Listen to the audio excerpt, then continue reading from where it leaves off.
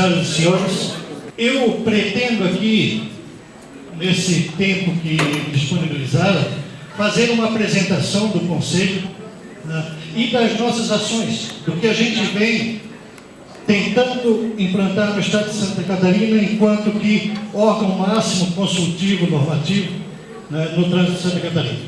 Então, é mais uma apresentação e uma troca de experiências com vocês, baseado no que a gente vem fazendo lá com nossos pareceres e resoluções, né? O Conselho de Santa Catarina, ele é composto por 11 integrantes. Nós temos o Dr. Luiz Antônio Souza, presidente, indicado pelo governador do Estado.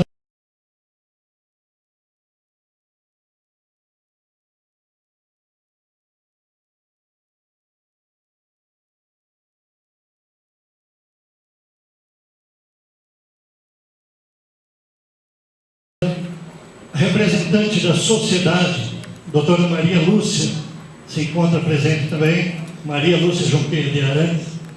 A suplente da doutora Maria Lúcia, o Clausemar Rossoni, de Blumenau.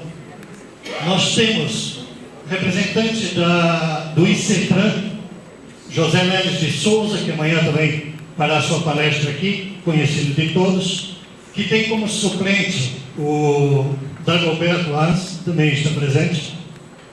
Representante da FECPROESP, esse que vos fala, o Oneto, hein? Tenho como suplente, sou representante dos condutores de veículos e dos trabalhadores em transportes do Estado de Santa Catarina. Meu suplente, José Aparecido Chirano, também está presente. Representantes das empresas de transporte de Santa Catarina, Primo Rico, né? Primo Rico do Conselho, conselheiro vice-presidente do CETRAN, Osmar Ricardo Lares.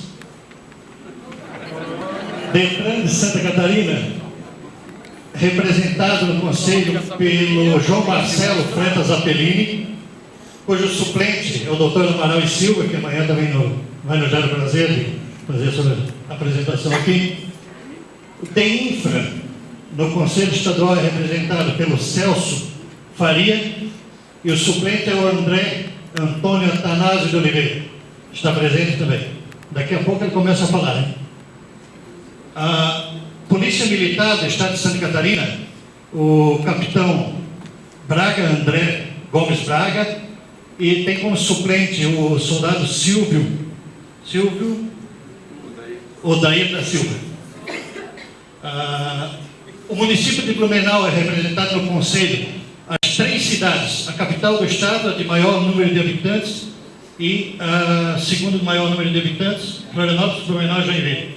De Blumenau, conselheiro Paulo Raimundi é o presidente, é o titular, e o Valentino Carizia, que também está presente, é o suplente. Joinville, Rubem Leonardo Lima, e o maior que tem aqui na sala, com certeza, maior de mais alto, o Eduardo Martiniac Filho, viram o cabeção, né? Esse é o suplente de Joinville. Florianópolis é representado no Conselho pelo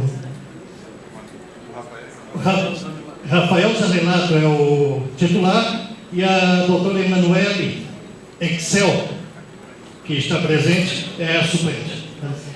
Essa composição do Conselho do Estado de Santa Catarina. E nós temos como atribuições e competências, dentre elas, né, dentre as descritas no artigo 14 do Código, responder a consultas relativas à aplicação da legislação e dos procedimentos normativos de trânsito. Surgem as dúvidas, né? Nós recebemos essas consultas, fizemos os estudos e tentamos uniformizar, né, a aplicação da legislação no Estado. Coordenar as atividades, articulando os órgãos do sistema no Estado e nos reportando ao CONTRAN. Esse é o artigo 14.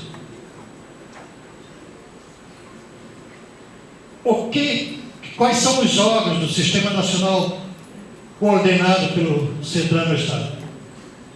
Órgãos ou entidades executivas de trânsito, o DETRAN de Santa Catarina e os municípios que estão integrados ao sistema. órgãos e entidades executivos rodoviários. No Estado só temos o DINFRA, nós não temos órgãos municipais rodoviários. Polícia Rodoviária Federal, Polícia Militar, Polícia Rodoviária, a Polícia Militar Rodoviária. Ontem eu e o Rubens conversando, no primeiro momento vocês podem falar, Polícia Rodoviária Federal. O que tem a ver com o Conselho Estadual de Trânsito de Santa Catarina? Tem tudo a ver. Ela faz parte do Sistema Nacional de Trânsito e quando ela autua um condutor embriagado, por exemplo, o processo de suspensão de direito de dirigir dele vai passar pelo Conselho Estadual, pela Jari do Detran, vai passar pelo Detran. Então nós não podemos deixar a Polícia Rodoviária Federal como fora do sistema do Estado. E as juntas administrativas de recursos de infrações, as JARIs. Os objetivos do Sistema Nacional de Trânsito. Artigo 6º do CTB. Fixação, mediante normas e procedimentos, da padronização de critérios para a execução da atividade de trânsito. Um deles. Estabelecimento de sistemática de fluxos permanentes de informações entre seus diversos órgãos, a fim de facilitar o processo decisório e a integração do sistema. E aí é que entra a função mais nobre do Conselho, que é o elo de ligação entre os órgãos de trânsito. O Conselho, ele trabalha justamente para quê? Para integrar os órgãos e uniformizar os procedimentos, facilitando, né, a aplicação da legislação e o próprio trânsito, né? Eu fiz toda essa introdução, tá? Porque surgem, isso é corriqueiro, tá? Os revoltados que dizem que eu, aqui no meu município, eu não vou seguir as determinações do Conselho, eu não vou seguir as resoluções do Conselho, parecer do Conselho, eu não respeito. Ouvimos isso todos os dias, e realmente não tem força de lei. Mas eu quis trazer isso no preâmbulo. Por que o Conselho é a última instância recursal? Nós julgamos lá as decisões da autoridade de trânsito. Que sentido teria nós sermos o último órgão recursal se a autoridade de trânsito não precisasse cumprir? Aconteceram casos de prefeito dizendo, eu já gastei o dinheiro, agora não devolvo mais. Processo deferido do Conselho, aí o requerente foi buscar o dinheiro dele de volta da multa, e o prefeito respondeu o quê? O dinheiro eu já gastei, e quem é esse tal de CETRAN aí para mandar eu devolver? Acontece, gente, atos, no meu entendimento, deliberativos e normativos do Conselho têm um caráter compulsório no Estado. Para quê? Para preservação da segurança jurídica.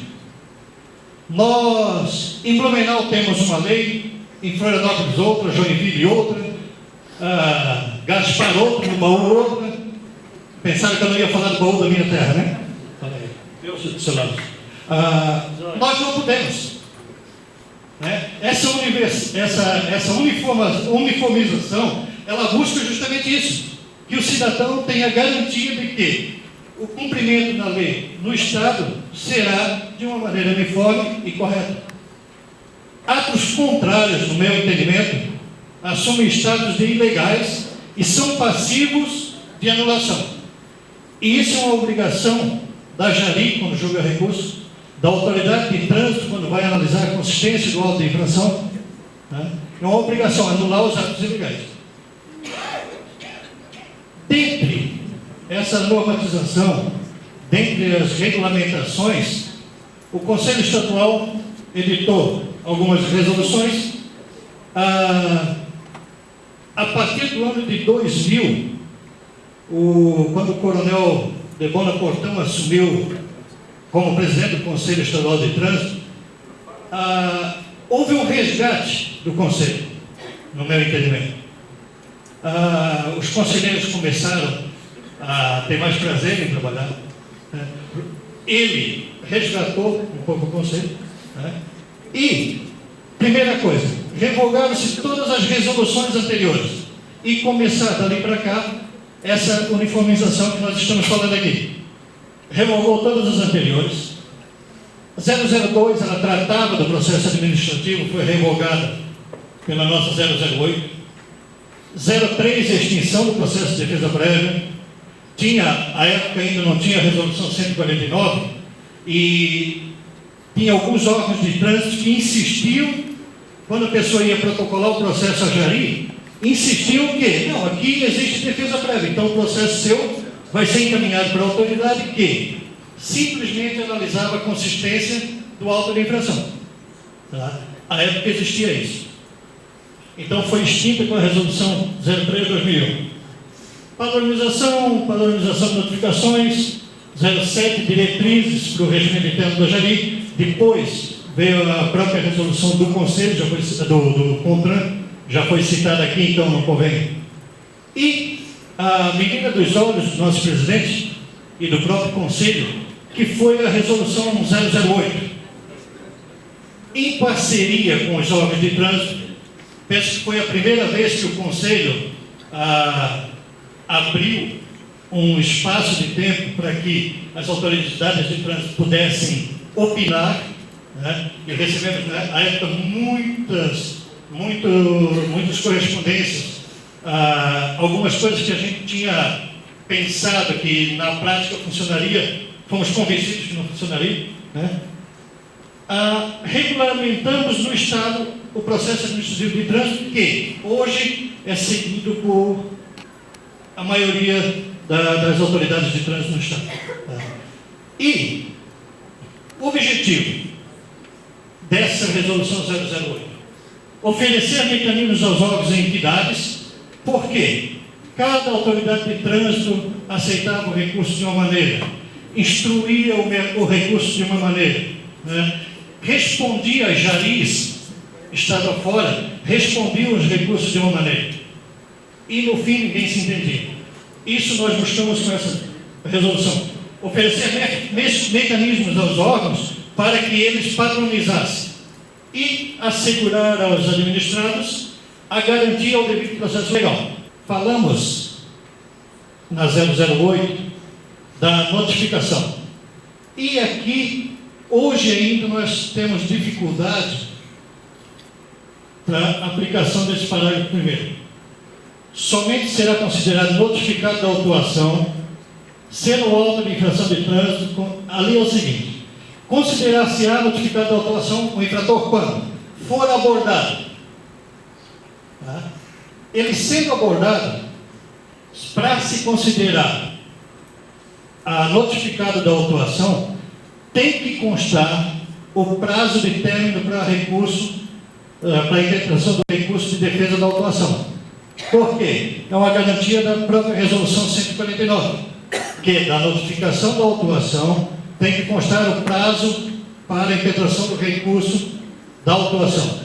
Então, hoje ainda tem algumas autoridades de trânsito que não tem no auto de infração essa anotação. E aí o que acontece? Leva a desperdício do erário. O condutor é responsável pela autuação, é proprietário do veículo, é abordado, assina o auto de infração, ou não assina, negou-se. Para mim, ele está devidamente notificado, porque notificar é você comunicar a notificação, certo?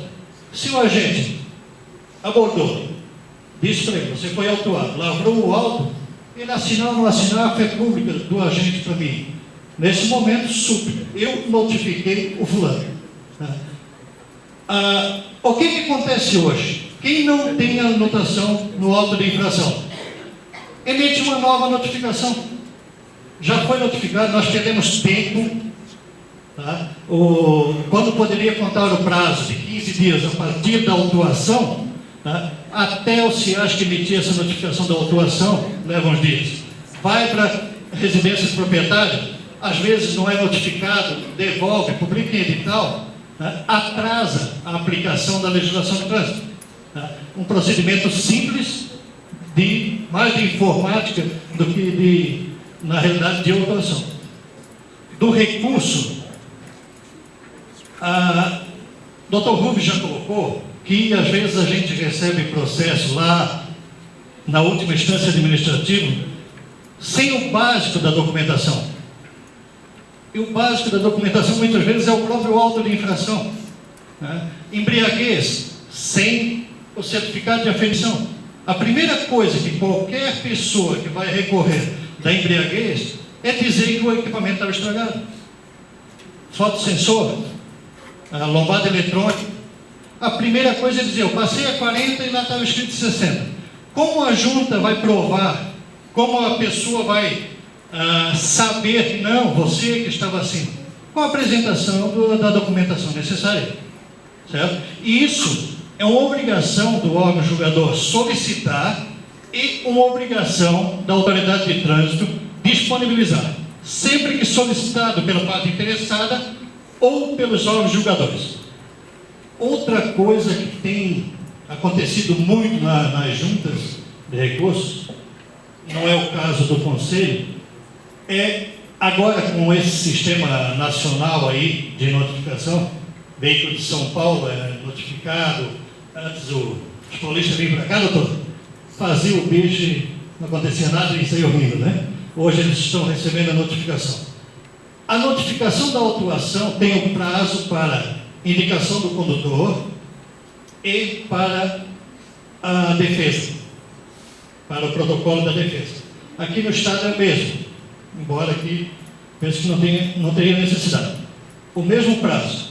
Aí, ele mora lá em São Paulo. Pode, pela legislação, ele apresentar o recurso junto ao órgão de trânsito lá. Acontece aqui dentro do estado, mas mais esses de fora do estado. Ele protocola o recurso no último dia. O que a autoridade lá deveria de fazer? De imediato cadastrá-lo no sistema. Por quê? Mais um problema de informática, 2 dias depois do prazo, o Eduardo quase chora quando acontece isso, 2 dias depois do prazo, o CIAST automaticamente emite a notificação da penalidade. 4 dias depois chega o recurso do nosso amigo aqui. O que é isso? O que aconteceu? Suprimiu-se uma instância de recursão. E o procedimento da Jari é deferir esse recurso por ter sido suprimido uma instância de recursão. Na prática, o que vem acontecendo? A autoridade de trânsito recebe, finge que não sabe o que tem que fazer e cadastra como recurso a Jari. Então, o órgão julgador ele tem que ficar atento, mesmo porque um recurso que é direcionado à autoridade de trânsito nem pode ser julgado pela Jari. Não é verdade? Também acontece quando a pessoa manda pelo correio. Nós tratamos no artigo 10, via postal. A data de postagem é a data que deve ser levada em consideração para prazo para a apuração da tempestividade. Tá? É o mesmo caso. Vai chegar aqui depois da data que o CIAST, muitas vezes o CIAST já emitiu a penalidade, tá? E nós temos que ficar atentos. O recurso deve ser instruído conforme o artigo 1º, ficando o recorrente isento de apresentá-los. O doutor Rubens passou para vocês a relação dos documentos, tá? Quando a infração usou o equipamento aferidor. Basicamente é o mesmo. Se vocês, o artigo 14 fala nisso. Quando ele apresenta a defesa da autuação, vai recorrer para a Jari, na realidade ele tem que anexar só as razões recursais. Cabe à autoridade de trânsito resgatar o processo de defesa da autuação e fazer juntar. Observada a ausência de dados previstos no parágrafo 3º e 4º, sendo imprescindível para a análise do recurso, o relator determinará a diligência. Nós vimos recursos que não são conhecidos, Simplesmente, às vezes, porque não foi anexado um documento de identidade. Nós temos na resolução documento de identidade. Existe jari que acha que carteira de habilitação não é documento de identidade e simplesmente não conhece do recurso. Falta algum documento que não tem relação nenhuma com o julgamento da lide, não deixe de conhecer. Conhece do recurso, analisa o mérito e dê uma resposta. Essa é a instrução. A inobservância da forma estabelecida somente acarretará a inépcia quando o dado documento demonstrar as imprescindíveis à análise. Senão, se analisa o mérito do recurso.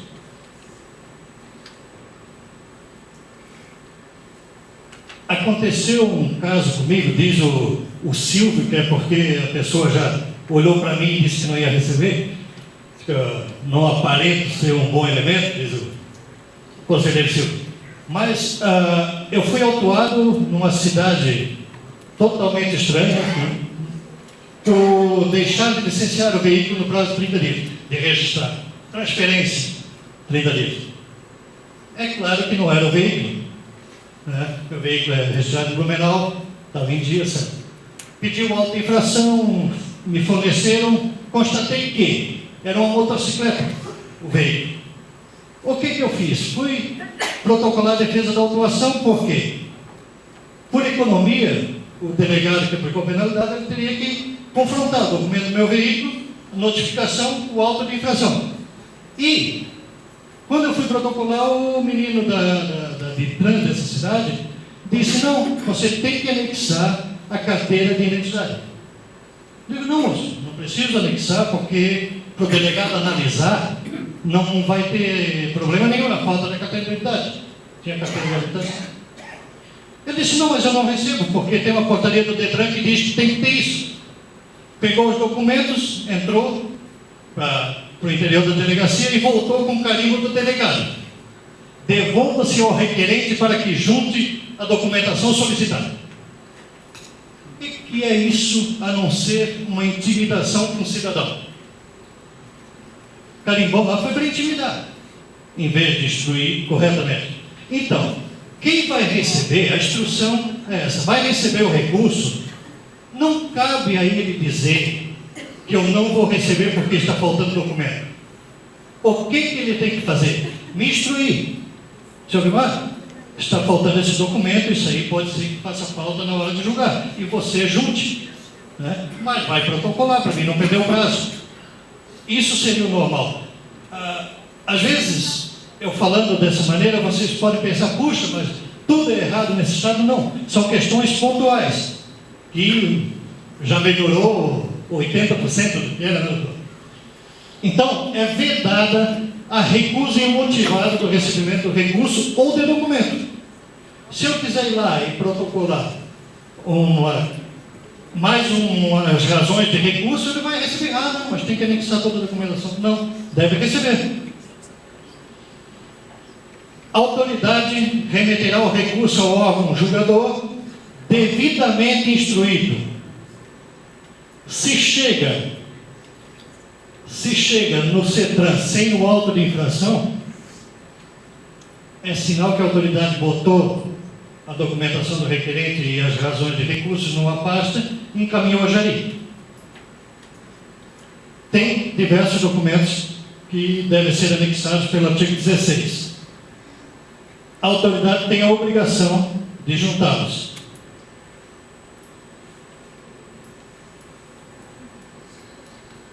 Quando, o doutor Rubens já falou, quando a autuação for por equipamento, comprovada por equipamento de aferição, deve ser juntado o laudo da aferição ou documento emitido por órgão técnico competente. Cópia do relatório da operação. O doutor Rubens já passou para vocês. Observada a ausência, procedimento da jari determinará diligência para suprir a omissão. E a autoridade de trânsito, ela tem a obrigação, como já vimos, de com presteza atender os despachos. Na prática, o que acontece?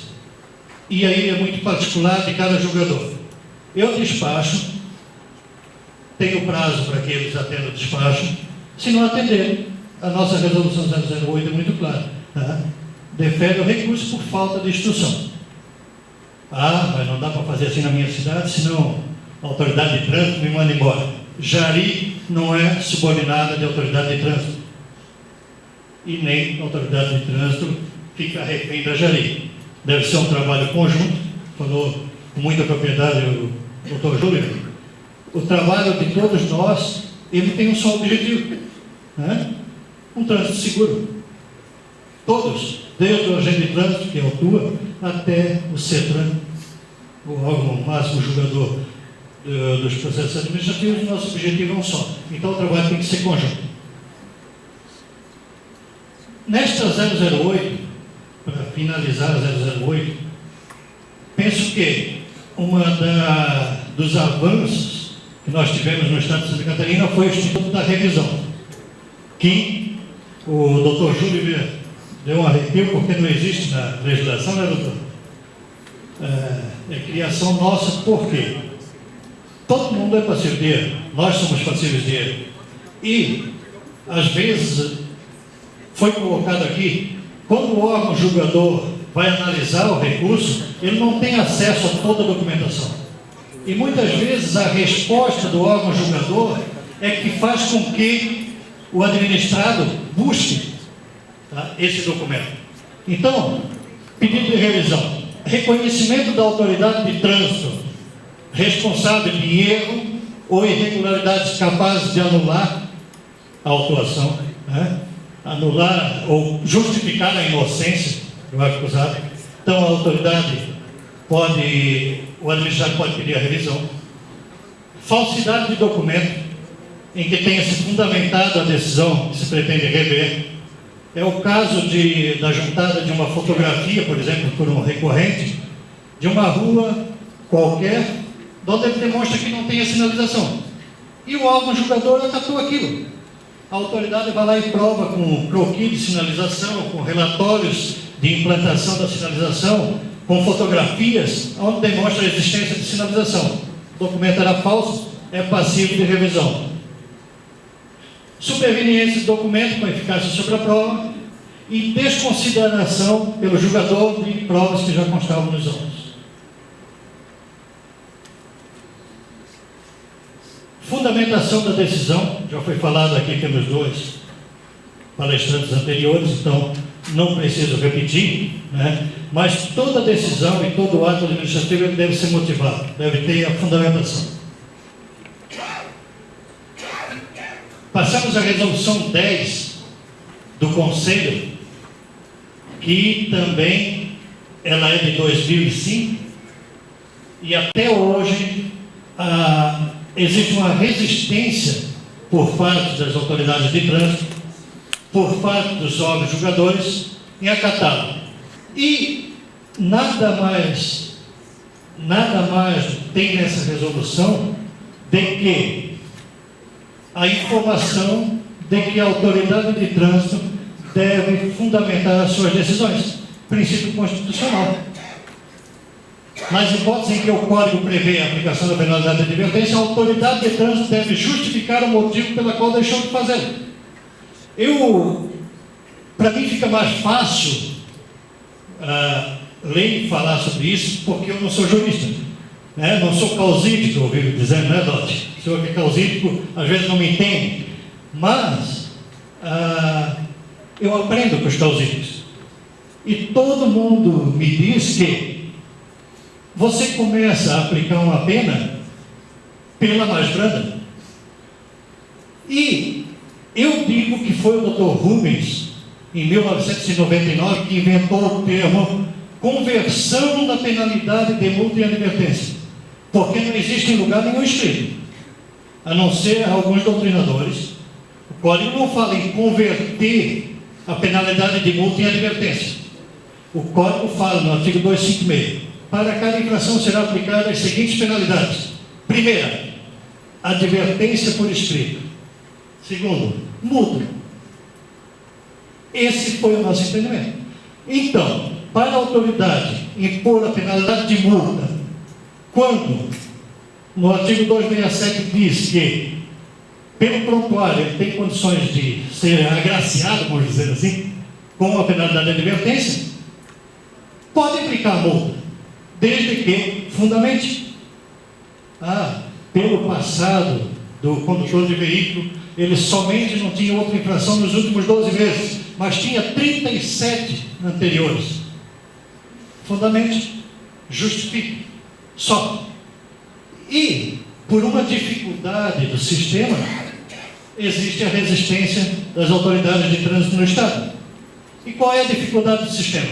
O sistema não consegue identificar pelo CPF do João da Silva, que agora até facilitou para os policiais militares, policiais rodoviários, já tem no sistema um campo, aprendi semana passada, que tem um campo onde, que existindo a abordagem, vocês já lançam no sistema o nome do infrator.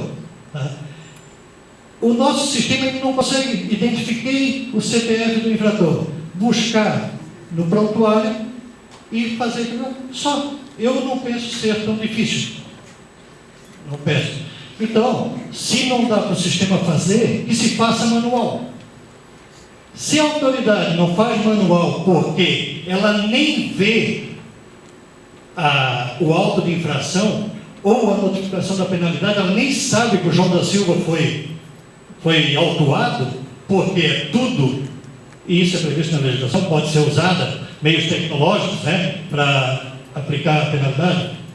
Se ela não viu, pelo menos a Jari, na hora do julgamento do recurso, tem a obrigação de corrigir. Foi aplicada uma penalidade exacerbada.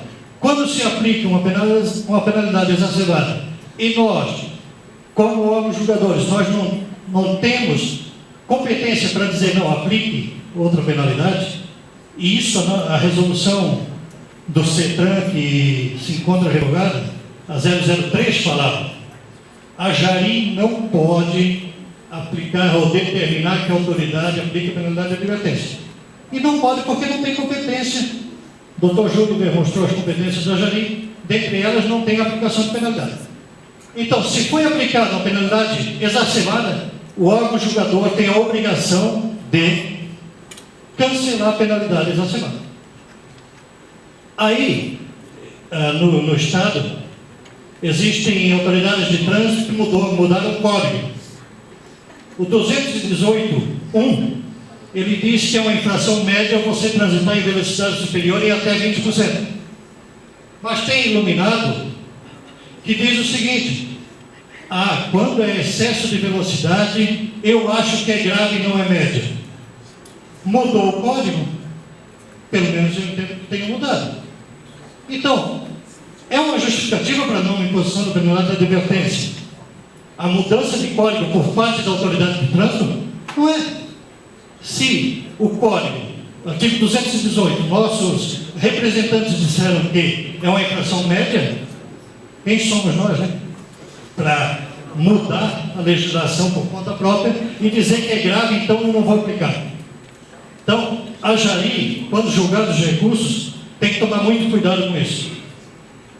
Em 2006, o Conselho viu a necessidade de uniformizar os enquadramentos das infrações no auto de infração.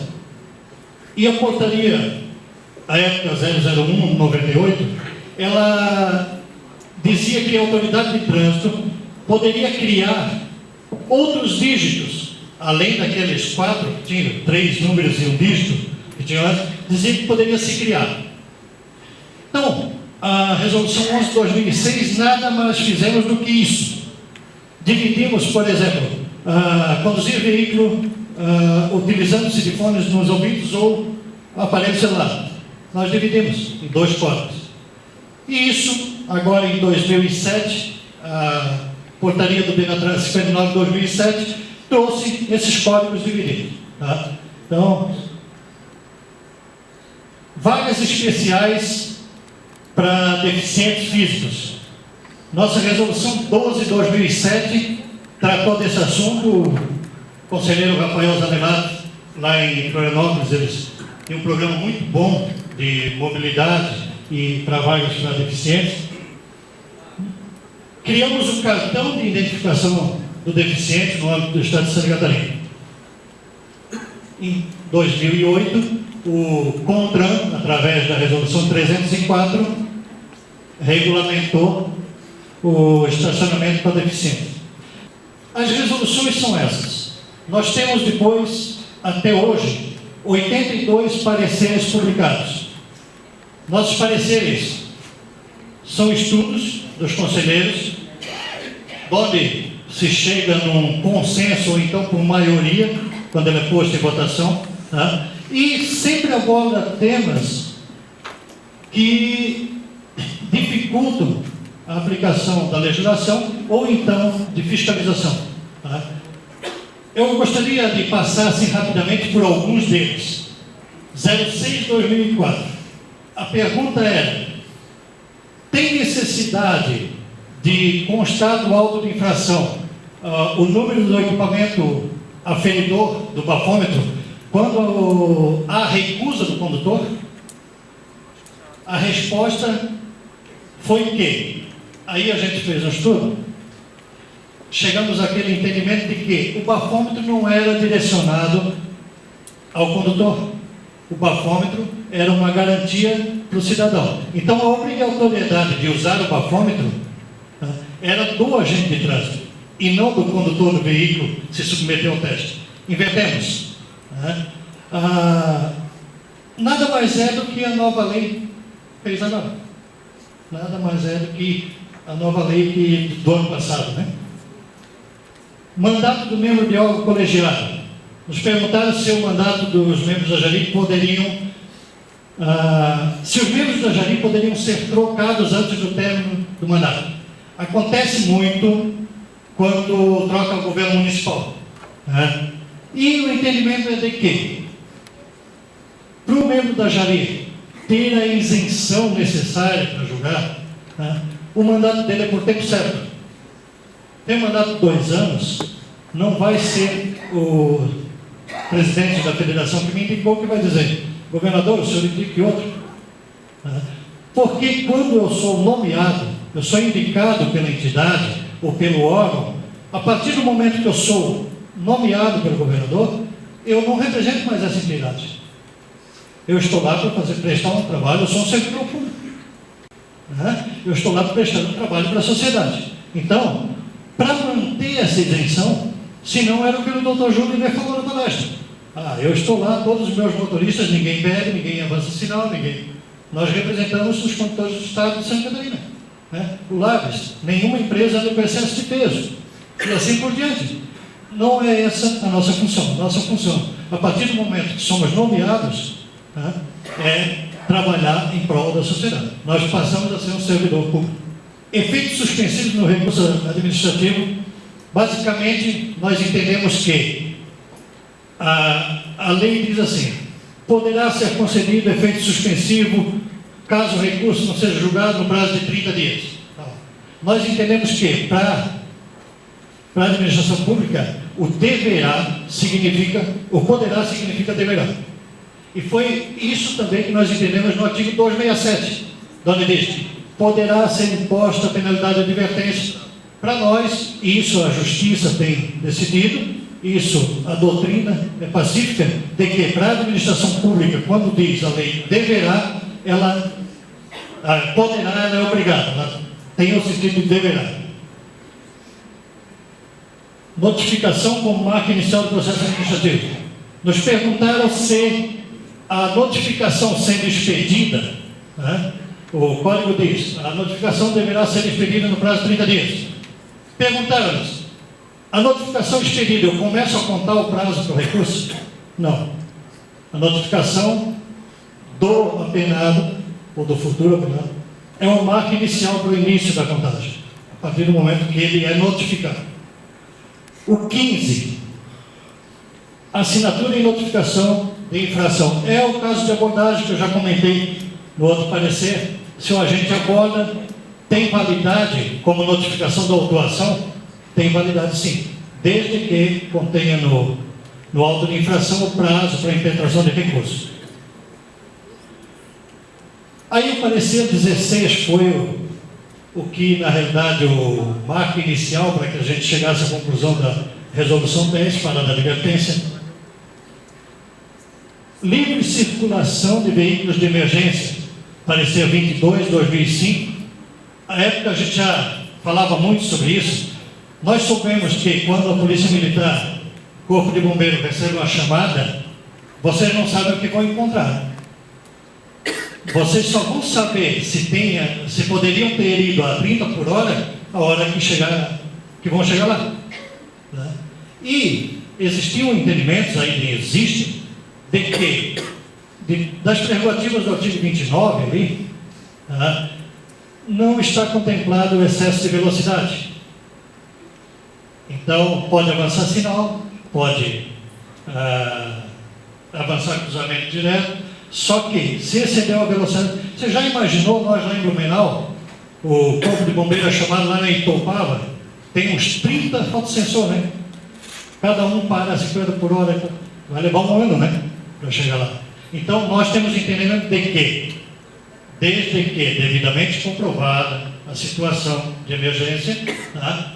O artigo 29 contempla perfeitamente isso. Tá? Mais alguns? Sobre a abordagem do condutor. É outro tema que vem se falando, nosso parecer é de 2005. Tá? Onde nós chegamos a uma conclusão de que o parágrafo 3º do artigo 280 ele é claro. A abordagem é regra. A não abordagem é exceção. E essa exceção ela deve ser anotada. Existem entendimentos de que essa anotação é o quê? É anotar a placa do veículo, a infração que o condutor cometeu e pronto. Não. Se fosse assim, não estaria lá em cima, tá? A identificação do veículo, infração cometida, data, hora e tal. Deixou-se para colocar no parágrafo 3º, justamente para separar.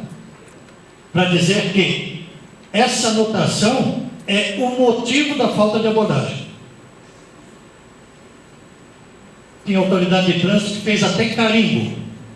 Não foi possível abordar devido ao fluxo de veículos. Então, quer dizer, fluxo de veículo aqui no Gasparim já está movimentado, é 8 por dia, mas existe fluxo de veículo. Né? Então, é muito particular o motivo da não abordagem. O Major Rossi diz assim, né, quando ele vai julgar, me contaram, viu, Major? Como é que eu vou abordar um motoqueiro? Vai lá você abordar um motoqueiro. Não tem que abordar, não vai dar um tiro. Agora é o seguinte, determinar a ordem de parada é obrigação. Não parou, a infração que ele cometeu, que levou você a tentar a abordagem, é o 95, desobedecer o agente de trânsito. Simples. Tá? Acontece muito em Blumenau, de frente ao batalhão do PM. Eu pego no pé do pessoal de Blumenau, porque eu sou de lá, né? Então eu vou falar de onde que eu conheço, eu sei que não foi possível abordar intenso fluxo de veículo. Mas é claro que às 6 da tarde ali vai estar sempre intenso fluxo de veículo. Uma rodovia, como é que chamou? Secadorzinho de cabelo, não foi possível abordar pelo excesso de velocidade. Claro, já estava em excesso de velocidade. Façam a barreira. Eu tive a oportunidade de voltar do conselho e observar a nossa polícia rodoviária, polícia militar rodoviária aqui de Gaspar, fazendo esse tipo de fiscalização. 2, 3 quilômetros antes, estavam lá com o radar e paravam no posto. Isso é educar. Isso é uma fiscalização de resultado. O resto, tudo mais, é arrecadatório.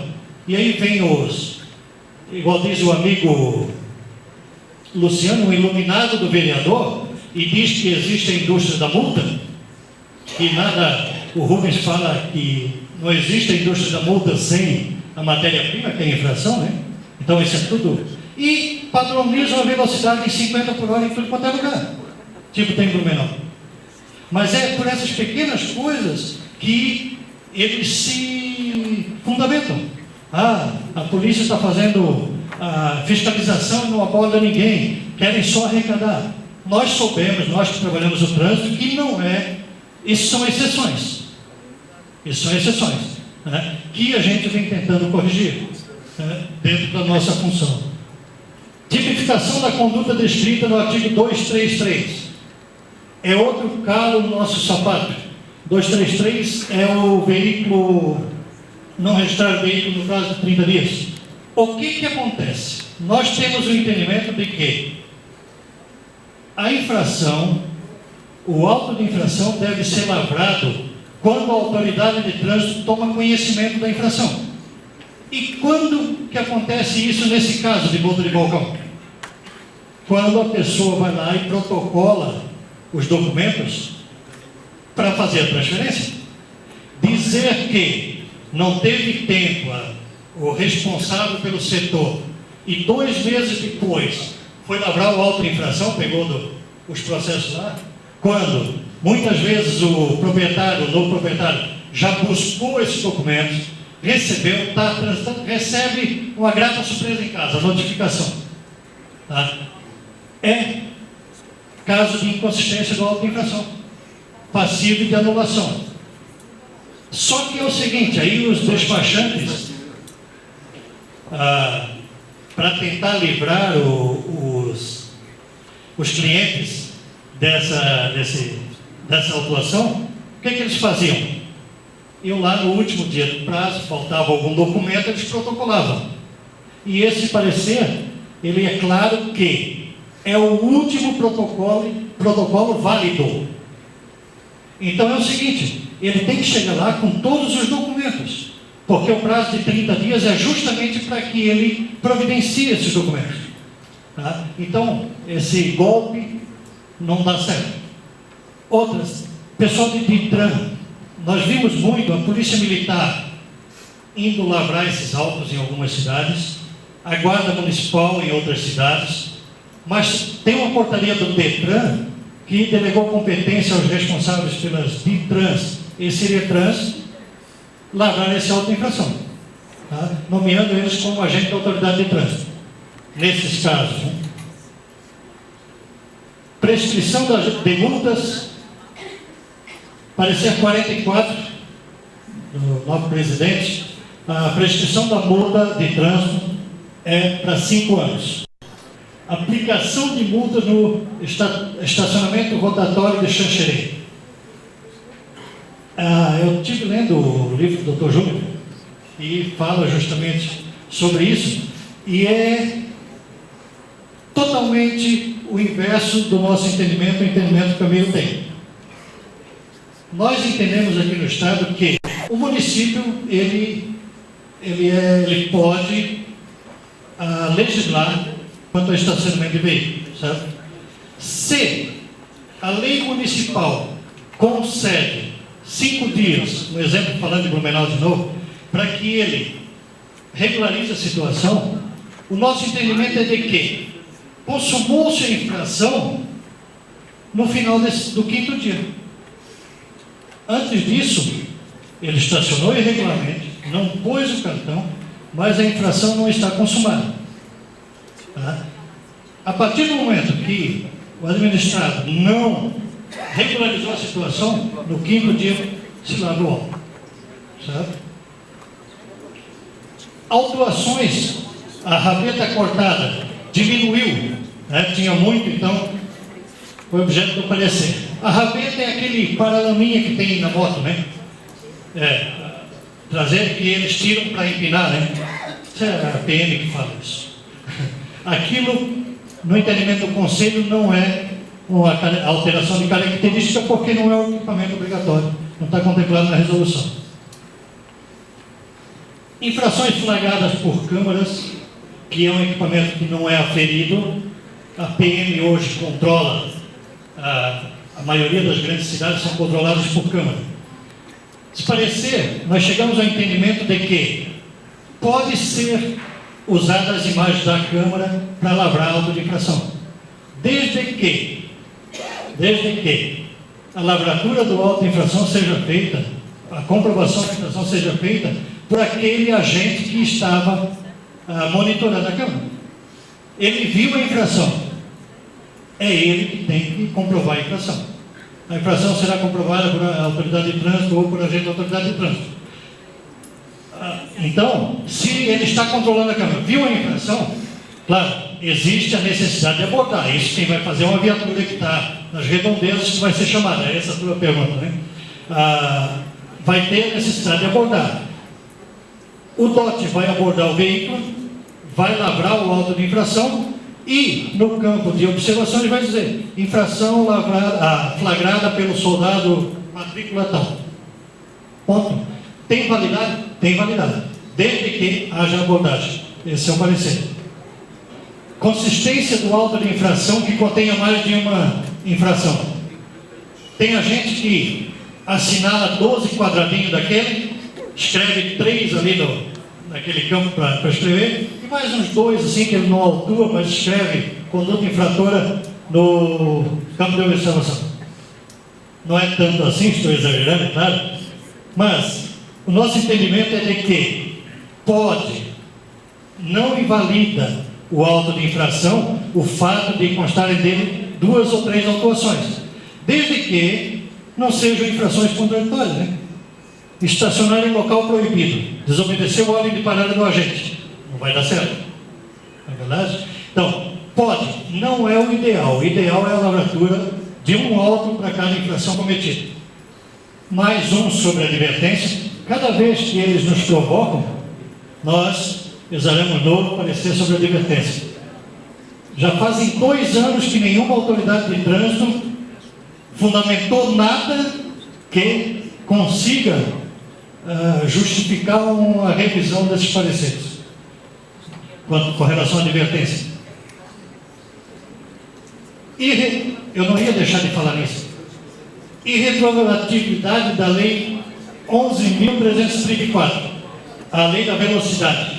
Quem foi no evento no evento de Tubarão, isso logo depois da lei, vocês sentiram lá no debate, eu e o nosso assessor jurídico, doutor, obrigado pela presença, o Jean Moseca, nós tínhamos já entendimentos diferentes. E foi o primeiro parecer do Conselho, se eu não me engano, que não foi por unanimidade. E nós viemos depois disso, na época, foi decidido por maioria que a lei não devesse retroagir. Com as reiteradas decisões judiciais, outras argumentações, hoje são 10-1. 10-1. E nós vamos a 2, doutor. 8-2. Mas, presidente, se precisar voltar, também volta. Mas, eu toquei isso aqui para colocar uma situação. Nós vimos a maioria das decisões das Jaris, nós vimos por unanimidade. E toda unanimidade, quando é sempre as decisões são unânimes, eu não sei. Não vou falar o que se pensa tudo, mas ela não é tão... os pareceres não são tão fundamentados. As divergências fazem a gente crescer. O crescimento, a busca de tentar impor as ideias, faz com que todo o colegiado ele cresça. Tá? Então, aqui em Blumenau, quando eu fazia parte da Jari, tive satisfação de trabalhar com o Dr. Rubens, Dr. Jean, não tinha o negócio de dizer eu concordo ou eu discordo, mas vou acompanhar o voto. Cargas vistas do processo, vão levar para casa, vão estudar e trazer o voto, a declaração de voto. Porque também é uma falta de consideração para quem exarou um voto bem feito, você dizer para ele, eu sou contra, mas como você é contra, por quê? É porque eu sou contra. Bonitinho, né? É uma das coisas que me deixa irritado. Eu não fico mais irritado, né, presidente? Faz tempo. Consequências jurídicas de um auto de infração irregular não existe. Né? Desobediência à ordem de parada emitida por agente de trânsito. Nós chegamos ao entendimento de que toda ordem do agente de trânsito e qualquer, mesmo a de parada, a autuação deve ser no 195. Tá? Por quê? porque, mesmo sendo uma ordem de parada, o agente é que determinou que ele parasse. Tá? Tinha aquela, principalmente a Polícia Militar Rodoviária e a Polícia Militar de alguns municípios, que, eu determinei a ordem de parada, vou atuar no 208. 208 é sinaleira e placa de parada obrigatória. Tá? Toda e qualquer outra ordem é no 195. Autuação de condutores sem curso de moto. Mais para a Polícia Militar Rodoviária, que fiscaliza isso. Né? A autuação de condutores sem curso de moto. Não tem outro enquadramento, tá, que não seja o deixar de portar o documento de porta obrigatória. Resolução 105. 205. Isso, obrigado. Não tem outro enquadramento. Tá? Tem aquelas resoluções do CONAMA, aquele um livro, né, que eles têm de regulamentação, mas aquilo não se aplica à legislação de trânsito. O parecer, depósito prévio para admissão do recurso. Nós entendemos que a exigência do depósito prévio é inconstitucional e hoje é pacífico na jurisprudência, inclusive dos tribunais superiores. Mudamos o código? Não. Já existe o entendimento dos tribunais.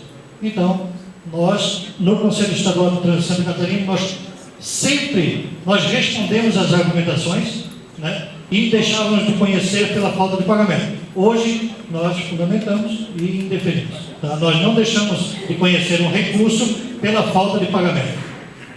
Fiscalização de ruídos emitidos por escapamento de moto, isso é só quando, resumindo, o escapamento turbal não é infração de trânsito. Infração de trânsito, no caso de escapamento de moto, é o silenciador, o escape aberto, tá? Ou ineficiente ou inoperante. Fora isso, faz barulho, faz, mas não é infração de trânsito. Classificação das bicicletas elétricas. Tinha um parecer do capitão Braga, ele fez um parecer dizendo que bicicleta elétrica era equiparada a ciclomotor, então deveria ser exigido para a bicicleta elétrica toda a documentação exigida para um condutor de ciclomotor. Nós, à época, com o voto divergente do conselheiro João Marcelo, concordamos com ele que se pareciam, os veículos se pareciam, só que não existia na legislação como você aplicar a legislação. A legislação do ciclomotor para a bicicleta elétrica. E, com mais uma grata surpresa para a gente, uma das últimas resoluções do CONTRAN, tá, foi no entendimento que tinha o capitão Braga, né? Nós, na realidade, e aí